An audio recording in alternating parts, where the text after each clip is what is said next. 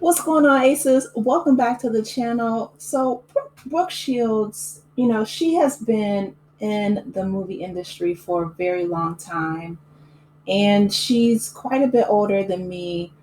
So, I wasn't familiar with her earlier work. I think I was introduced to her when I was like little, and I think that she was close with Michael Jackson. Um, but once I got a little bit older, I started learning more about her story and essentially how she was exploited at a young age. And she's been fairly open about her healing journey. She had a difficult relationship with her mom.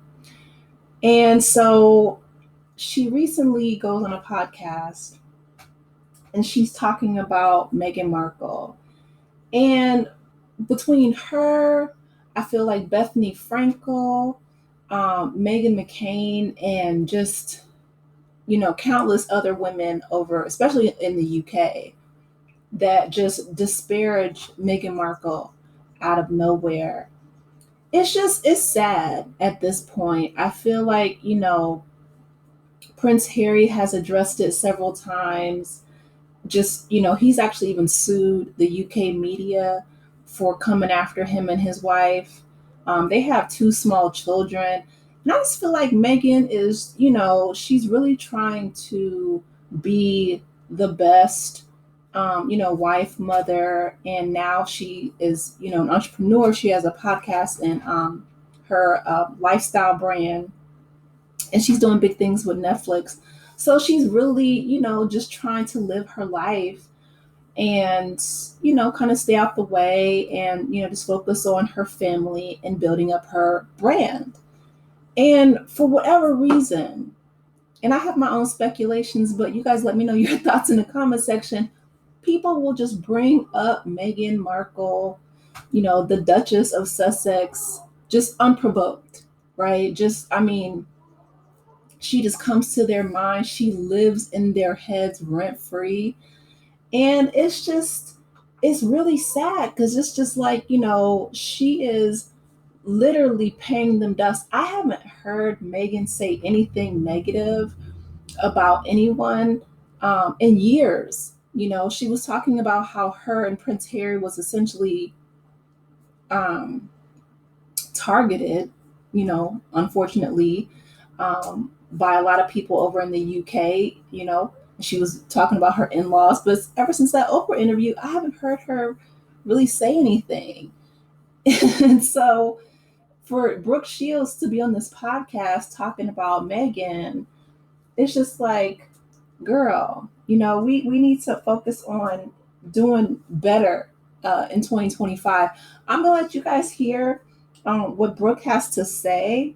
And then I want to hear your thoughts. I'll expound on it because afterwards I want you guys to hear what Meghan, the interview that Brooke is talking about when they were at South by Southwest in Austin. So it's two different clips. So this first clip is Brooke on the podcast, talking about her experience with Meghan Markle, and then we'll get into the actual interview that she's discussing.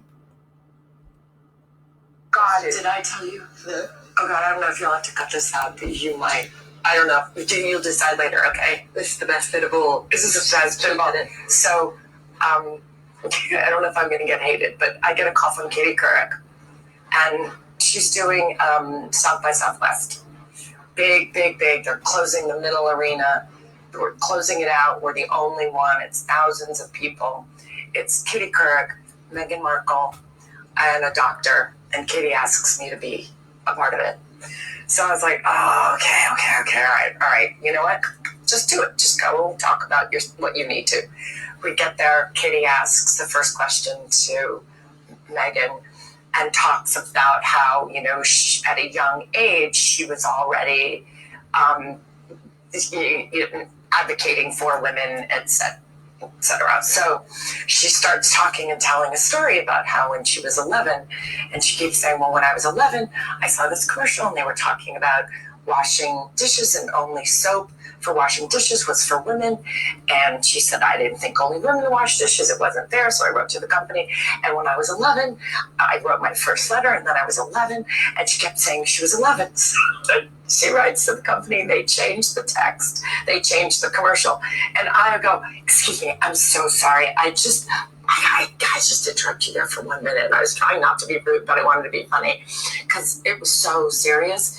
And I go, I just want to give everybody here a context as to how we're different. I said, well, when I was 11, I was playing a prostitute. The place went insane. And then luckily, it was more relaxed after that. And I was like, oh, she doesn't think I'm rude. I'm not being rude. I was just sort of, I think it's genius. It was just too precious.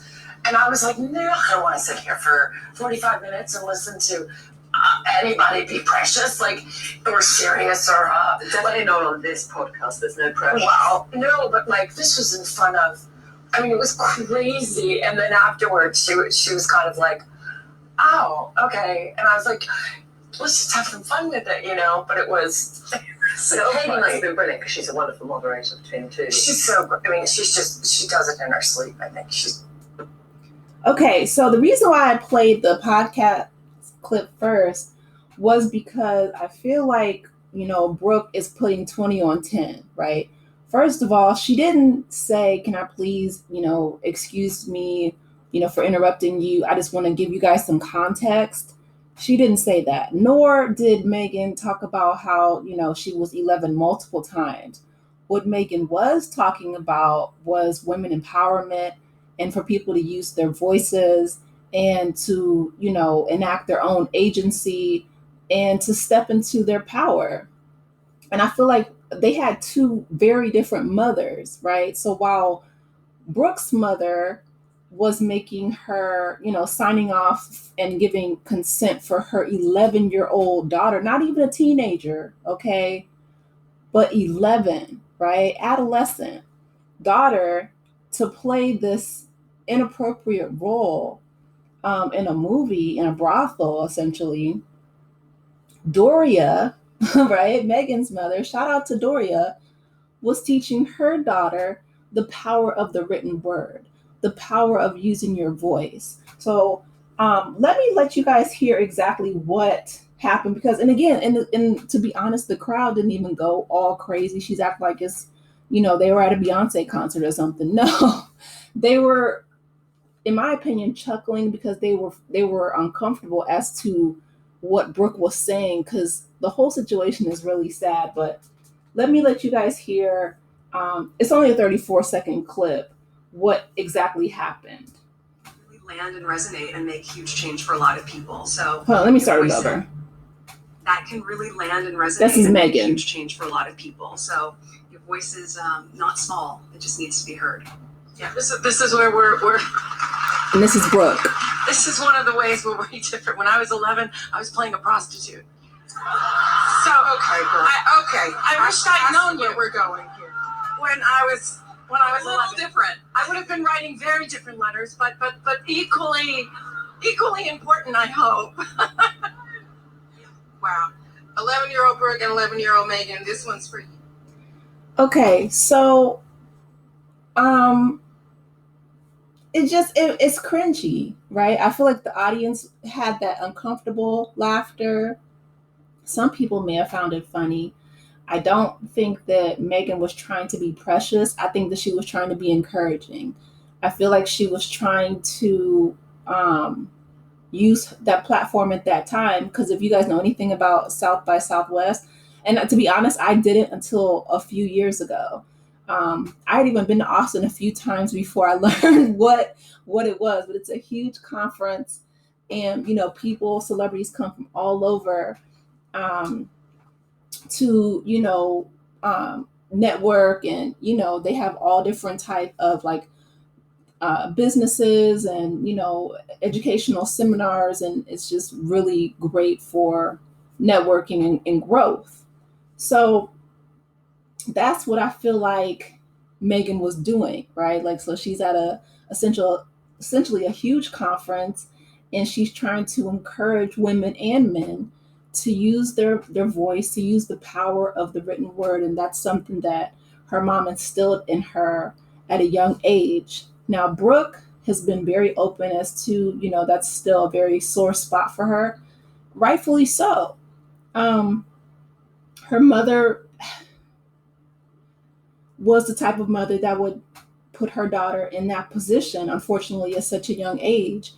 She did not care for Brooke's well-being, in my opinion, to, make her daughter play that role of a lady of the night at 11 years old. She didn't protect her daughter.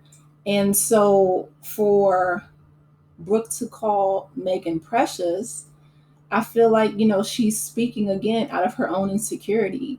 And that's the common theme, right? That I'm seeing, the common pattern from all these women, particularly this one demographic, right? Like this older, 50s and up, older white woman.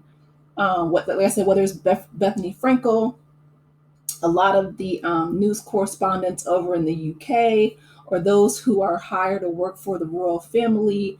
And they don't even have to necessarily be older, right? But it's just this pattern of insecurities that jump out, and they attack Meghan Markle for breathing, right? For existing, for having the audacity to be married to Prince Harry. That's where I feel like it all stems from, like she is the Duchess of Sussex. That's her royal title. And people are just really windmilling and fighting the air because Meghan is winning. She just is, she's building up her empire with Netflix. They have their own foundation, Archwell. She is, she has her podcast, Confessions of a Female Founder. She has 2 beautiful, healthy children. She has her As Ever brand, which sold out, I think, in like 45 minutes. And, she's going to restock soon. But she continues to build, even when she was in the UK, and, she was working with the Women's Kitchen over there, and they said they can only have it open for a limited time or limited days out of the week. And so Meghan suggested, hey, why don't we all come together, put our recipes together, and create a cookbook? And that cookbook is still selling, doing very well to this day. And it allowed them to have that kitchen open and service the community 7 days a week. She is a moneymaker. Meghan Markle, Sussex, is someone who brings value wherever she goes, right? A lot of people have been eating off of the name of Meghan Markle. A lot of people in the media over there specifically, until Harry sued the pants off of them in the UK for, disparaging his family. They compared his son Archie to, a chimpanzee. People like that. Harry said enough is enough. What you're not going to do is, harm my wife like, y'all did my mother, right? So he stepped in. He's a protector. But Meghan was, again, just using her platform. And I think at this time, this was even before, if I'm correct, I think this was before she even met Harry. She was still working on Suits as an actress. She was just sharing that when she was 11, she was able to write a simple letter, but she was able to advocate for change. And so the agency and the corporation that she wrote to, they changed that sexist commercial just from a young girl's letter. It's a young lady. I don't know her name. Her name escapes me, but she was working as a waitress, and Kamala Harris was one of her patrons. She wrote a letter to VP Harris and invited her to her high school graduation, and she showed up. So she using the power of the written word, right? The power of the pen, mightier than the sword, they say. But she wrote the former vice president, a letter, and she got Kamala Harris to speak at her graduation. Powerful, right? Powerful, powerful, powerful. You can speak life or you can speak death. Life and death are in the power of the tongue. I really believe that. And it is unfortunate that Brooke Shields, did not have a parent as caring and as nurturing and as empowering as Doria, was to Meghan Markle, to her daughter. Because just think, if Doria was in her life and she had to live her life like just, with her dad, she could have turned out like her sister, which, in my opinion, Samantha Markle reminds me a lot of Brooke Shields, someone who is, very insecure and very petty and jealous. So it's almost like, on one hand, I'm glad that they took these harmful the interview down. But on the other hand, I feel like, people should know that Meghan is just trying to live her life. Like, look, a lot of times people are out here doing the best that they can, but her and Harry, it has to be exhausting to, have security around all the time, to have your head on a swivel all the time, to be hyper vigilant. You know what I mean? Because they have two small children, Archie and Lily. They're young. Lily just turned 4 a couple of days ago. They went to Disney World or Disneyland. I'm sorry, but it's like they're just trying to live their best life, and to have to, constantly hear people disparage you because of their own insecurities. It's exhausting. And I really truly hope, and I mean this with all my heart, I really truly hope that Brooke Shields is able to heal and, to forgive her mother for what she did and what she put her through. Because I cannot even imagine what that girl went through at 11 years old on that film set. This was before Me Too, and this was before, obviously any type of protections, not even maternal, right?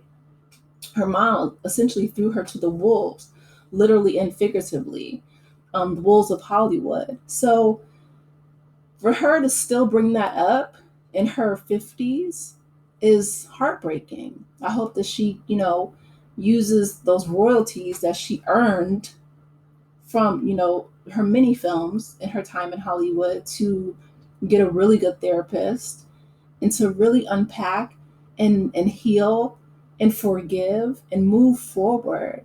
She has her own children. I think she has daughters herself, that she can focus on, that she can be a better example of, how to be a mother and not put her children in those positions and not, raise them to be insecure or petty or jealous of other women.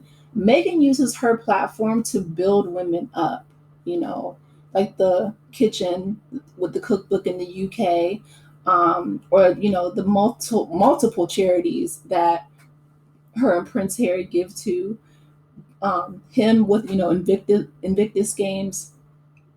The list goes on and on, but they give back to their community. They add value to people's lives. You know what I mean? Like, they don't cut people off, on stage while they're talking and insert traumatic stories. Like, you can tell that is still a place in Brooke's life that is unhealed.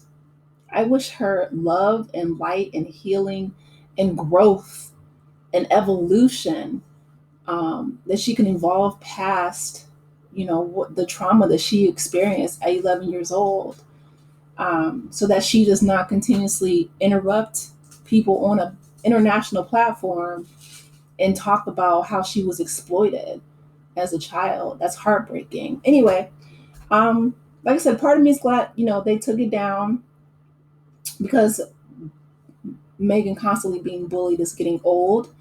On the other hand, I hope that Brooke can learn from this and grow from it. So you guys, let me know your thoughts in the comment section. Please be sure to like the video, subscribe to the channel, and I will talk with you in the next one. Take care, Aces. Enjoy your Wednesday. Bye.